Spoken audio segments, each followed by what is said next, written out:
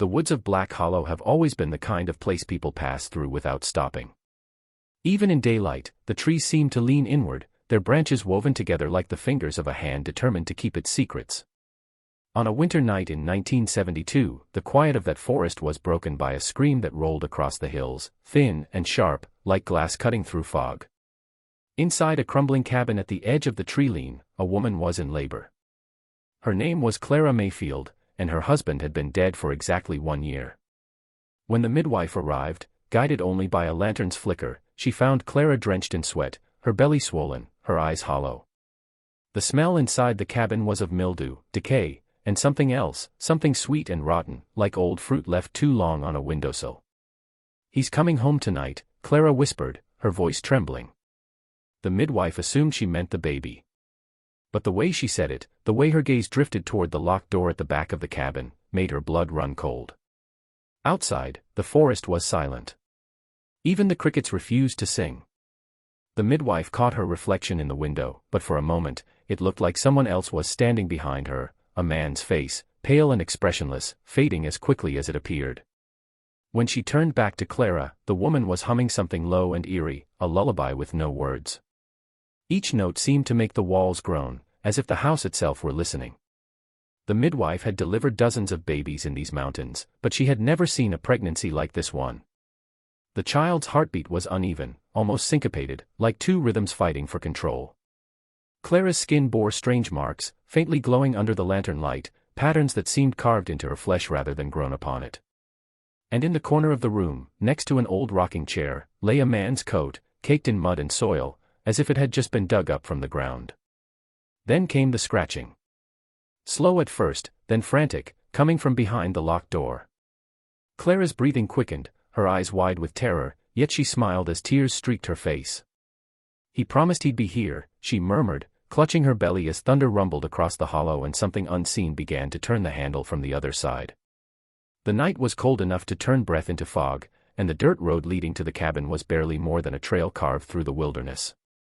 The midwife's horse-drawn wagon rattled over stones slick with moss as she followed the faint glow of a lantern in the distance. She had been called out of bed by a frantic knock, an old man from the nearby town, his voice trembling as he spoke of a woman giving birth deep in the woods. There was urgency in his tone, but something else too, something unspoken, like fear wrapped in superstition. No one in Black Hollow liked to go that far past the creek after dark, and yet tonight, she had no choice. The woman in labor was alone, and her life might depend on how quickly help arrived.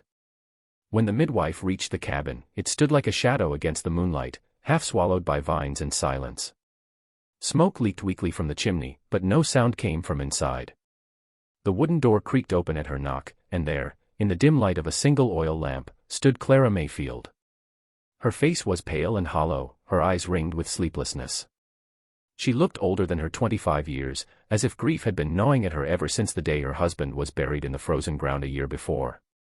Her hands shook as she clutched her belly, and the way she whispered, "You came," felt less like relief and more like resignation, as if she had been expecting not help, but judgment. The cabin's interior was a maze of shadows, lined with dusty furniture and the remnants of a life frozen in time. A man's boots sat neatly by the hearth, though they were caked in mud far too fresh for someone long dead. On the wall hung a faded photograph, Clara and her husband, John Mayfield, his arm around her shoulders, his eyes bright in a way that made the midwife's stomach twist. The air was thick, almost heavy, as if every breath cost more effort than it should. Somewhere in the rafters, a slow dripping echoed, though there was no rain outside. Clara lowered herself onto a makeshift bed, the boards beneath creaking as if protesting. Her contractions came in waves, sharp and sudden, yet between the screams she kept glancing toward a door at the back of the cabin, locked, bolted, and silent. "He'll be here soon," she whispered, voice cracking. The midwife hesitated, unsure whether she meant the child she was about to deliver or the husband who should have been nothing more than bones beneath the earth. And in that moment, the midwife felt something she could not name, as though the forest itself were holding its breath, waiting to see what was about to be born inside that lonely cabin in the woods. The morning after the midwife's visit, word began to spread through the small town of Black Hollow. It started as a whisper in the general store, passed between old men sipping coffee by the window, then drifted into the churchyard where women pretended to pray while exchanging nervous glances. Clara Mayfield's name had been silent for months, buried beneath grief and gossip after her husband's death, but now it was back on every tongue. Someone claimed she was heavy with child. Someone else swore they'd seen her walking near the graveyard at night, talking to someone who wasn't there. In a place like Black Hollow, where secrets were currency and superstition ran deeper than faith, such talk never stayed quiet for long. The Mayfields had always been an odd family, tucked away in their cabin far from town, marrying cousins and uncles for generations to keep the bloodline pure, or so the stories went. It was said no outsider had set foot in their home for decades before the husband's funeral. The town's older folks remembered strange things, the family's reluctance to visit doctors, the way their children were kept out of school, the whispers of deformities and sudden deaths. Some called it a curse, others called it madness. But the truth, whatever it was, had long been hidden beneath those trees, rotting along with the family's legacy. Now, with Clara's belly swelling and her husband long gone, those old rumors began to crawl back to life like worms unearthed from wet soil.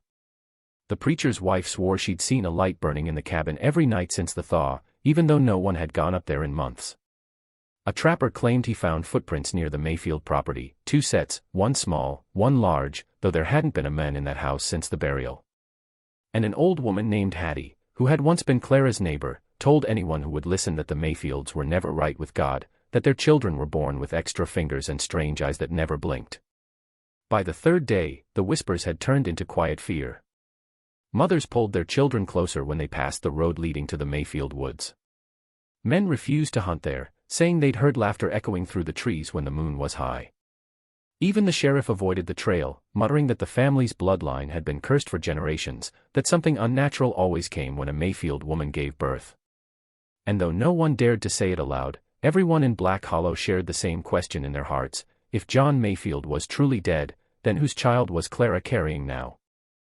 The midwife returned to the Mayfield property 2 days after the birth pains had begun, carrying a basket of herbs and bandages. She told herself it was only to check on Clara's health, to make sure the baby had not come early, but the truth was she couldn't sleep. The sound of that scratching behind the locked door, the way Clara's eyes had glowed with something between terror and devotion, it haunted her. The forest around the cabin felt different this time, quieter than before. Even the wind seemed to hold back, moving only when she did, like it was watching.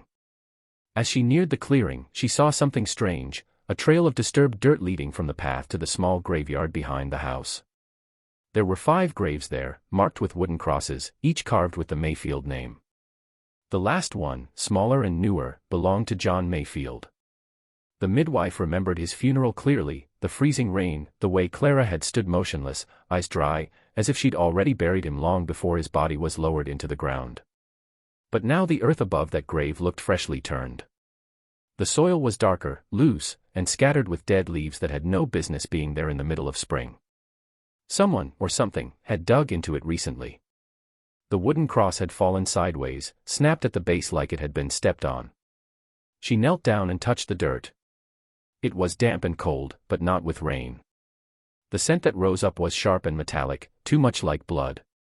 She glanced toward the cabin, half expecting to see Clara watching from the window, but the curtains were drawn. In the stillness, she thought she heard something faint, a dragging sound, low and rhythmic, coming from beneath the earth. Her breath caught as she leaned closer, listening. It stopped just as quickly as it began. Fear prickled at the back of her neck. She stood up fast and backed away, heart pounding. The grave looked ordinary now, silent and still, but the disturbed soil told a different story. A man's boots lay abandoned near the fence, their soles caked in the same black mud that stained the grave's edge. The midwife turned toward the cabin, the faint smell of smoke drifting through the air, and for a moment she saw movement at the window, a figure in the shadows, tall and familiar, watching her. Her throat went dry. Clara's husband had been dead for a year, yet someone was standing in that house. And deep in the woods behind her, a voice whispered her name, soft and cold as the earth beneath her feet. The midwife had seen strange pregnancies in her years among the mountain folk, children born with webbed fingers, babies that never cried, others that arrived too early but somehow kept breathing, but nothing compared to what she witnessed that day in Clara Mayfield's cabin. After noticing the grave had been disturbed, she returned with an old ultrasound machine borrowed from the clinic in town, hoping to find reason where rumor had taken root. Clara greeted her with a hollow smile, her skin pale and clammy, her eyes drifting toward the window as though expecting someone to appear from the woods. The midwife set up the small, humming device on the table, and as the machine flickered to life, the room seemed to hold its breath. The screen glowed a ghostly green, casting shadows on the walls that looked alive in the dim light. Clara lay back on the bed, her hands trembling as the midwife spread the cold gel across her swollen belly.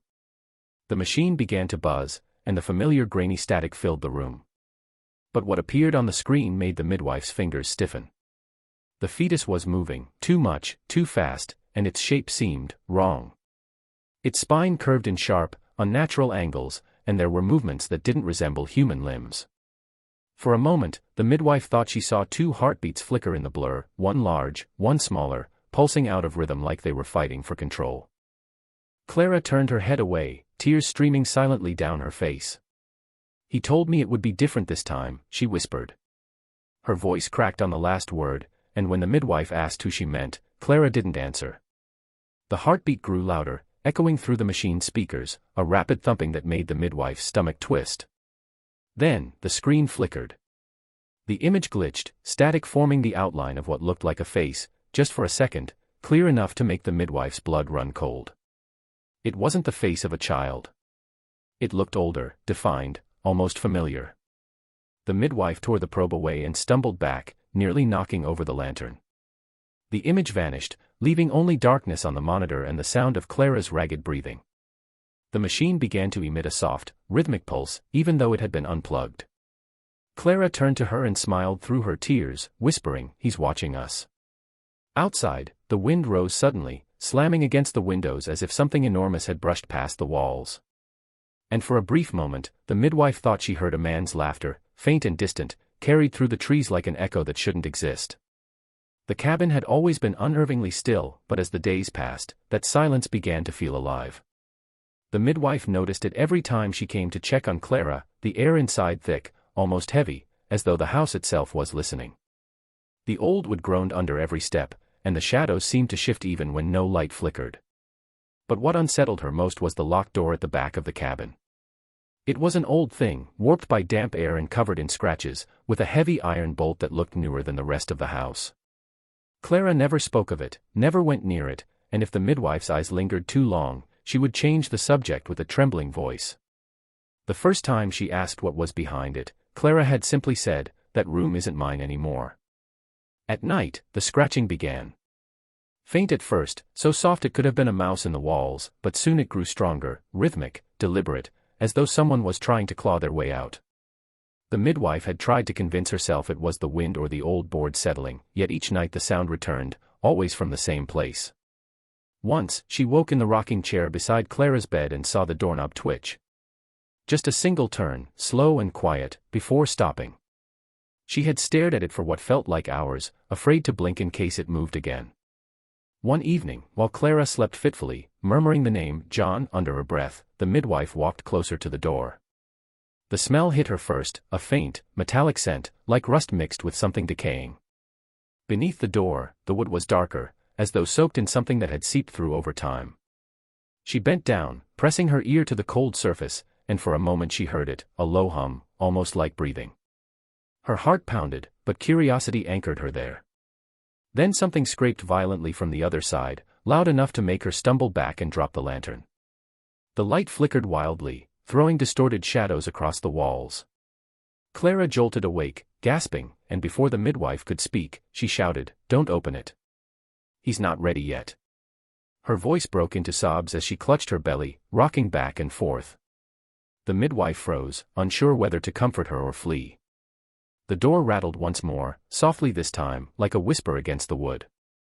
The forest outside had gone completely silent, as if the night itself was listening to whatever waited behind that locked room, patient and breathing, waiting for the moment it would finally be let out. The townspeople of Black Hollow had always feared the woods, but after Clara's pregnancy became the center of gossip, that fear turned into something darker. Hunters began to speak of voices drifting through the trees at dusk, soft at first, then growing clearer the longer they listened.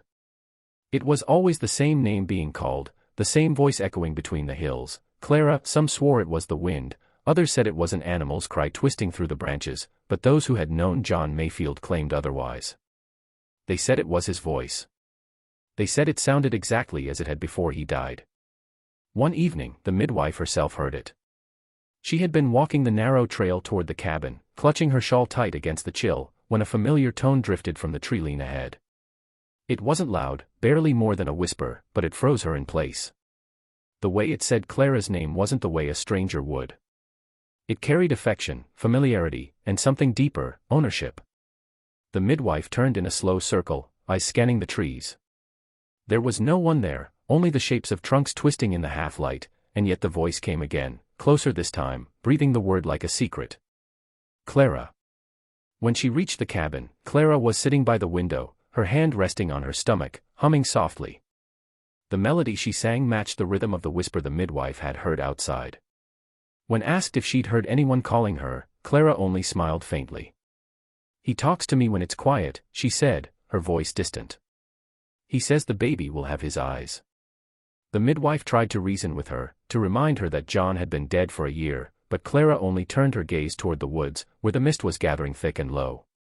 "You don't understand," she whispered. "He never left. He's just waiting for me to bring him back." That night, the voice grew stronger.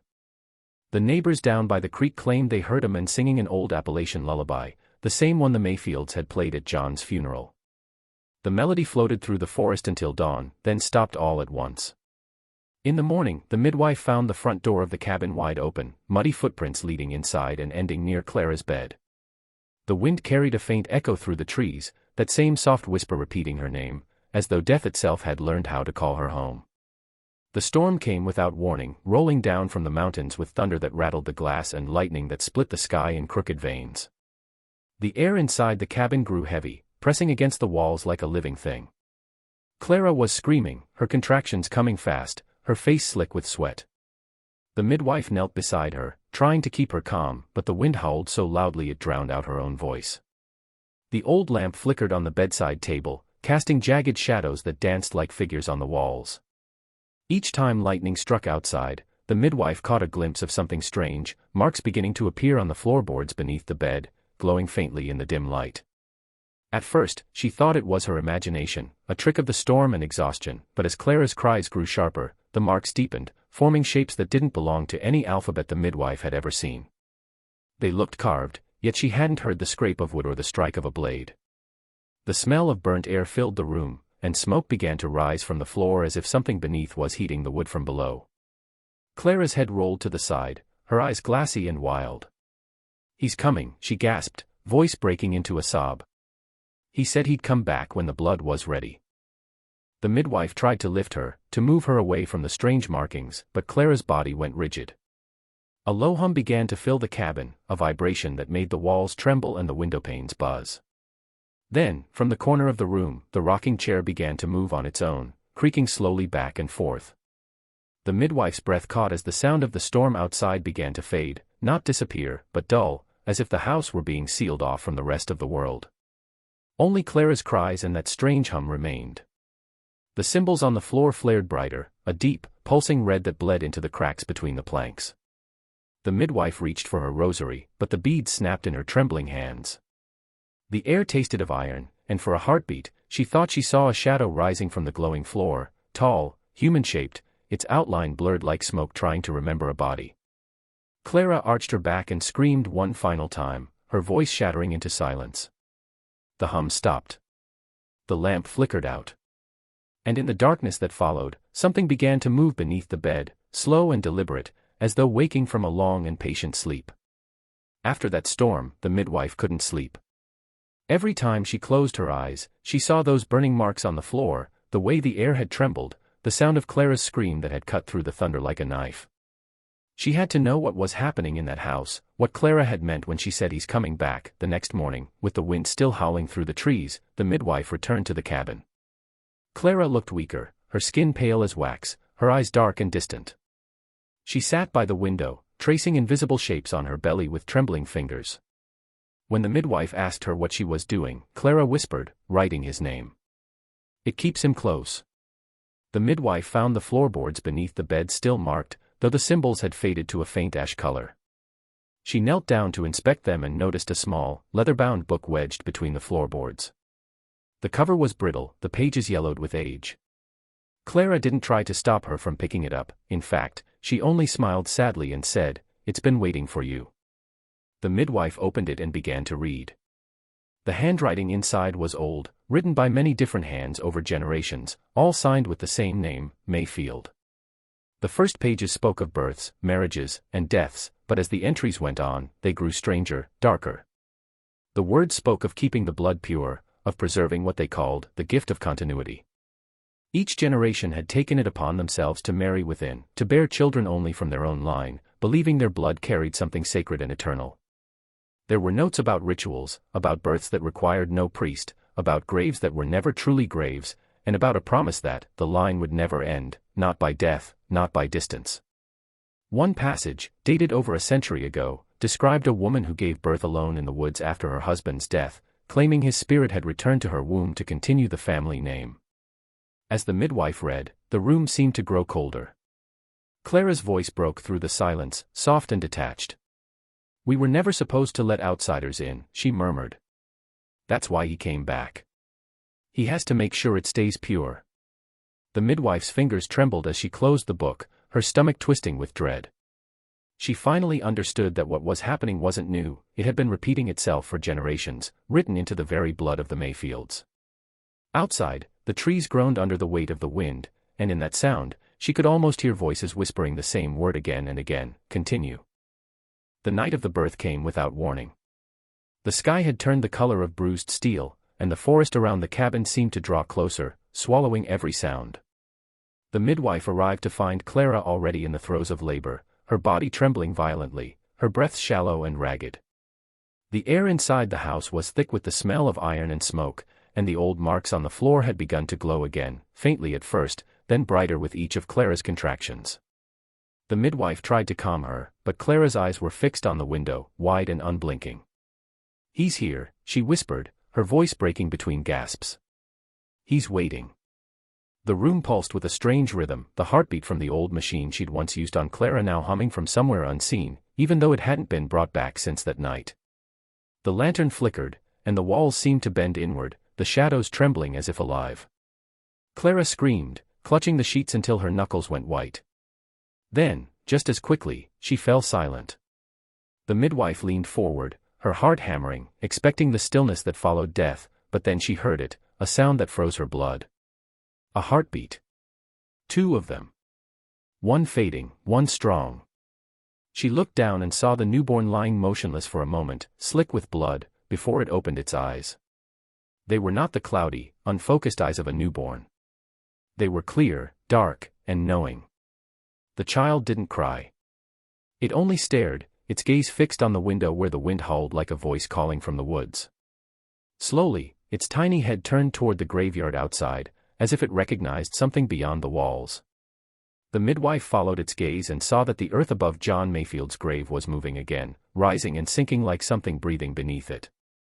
A low hum filled the room, deep and resonant, vibrating through the floorboards. The markings beneath the bed glowed red, the same symbols that had appeared during the storm. The midwife stumbled back, clutching the edge of the table, her mind struggling to make sense of what she was seeing. Clara's lips were moving, whispering words that sounded ancient, her voice barely a breath. The baby blinked once, slow and deliberate, and then smiled, a small, eerie smile that didn't belong to something newly born. Outside, the thunder cracked, shaking the cabin to its core, and from somewhere deep in the earth came the unmistakable sound of a man's voice, soft and steady, whispering, "I told you I'd come back." Morning came gray and silent over Black Hollow. The storm had passed, leaving the forest soaked and heavy with mist. The townspeople spoke of strange sounds that had echoed through the hills during the night, cries that weren't quite human, a deep rumble that seemed to come from beneath the ground, and a light that flickered briefly through the trees before vanishing altogether. The midwife hadn't returned home, and when no one saw her by noon, a few men from town gathered the courage to climb the muddy trail leading to the Mayfield cabin. They moved quietly, each step crunching through damp leaves, none of them willing to admit how afraid they were of what they might find. The cabin stood still among the trees, its chimney cold, the front door wide open. The smell hit them first, the stench of blood, damp earth, and something else, something sour and metallic that clung to the air. Inside, the house was a wreck. Furniture overturned, lanterns shattered, the walls blackened with soot. The sheets on the bed were stained dark red, the wood beneath them soaked through. The midwife's shawl lay crumpled on the floor, and beside it were deep scratches carved into the planks, as if someone, or something, had been dragged across them. The cradle near the hearth was empty, its rocking motion slow and deliberate though no breeze stirred the air.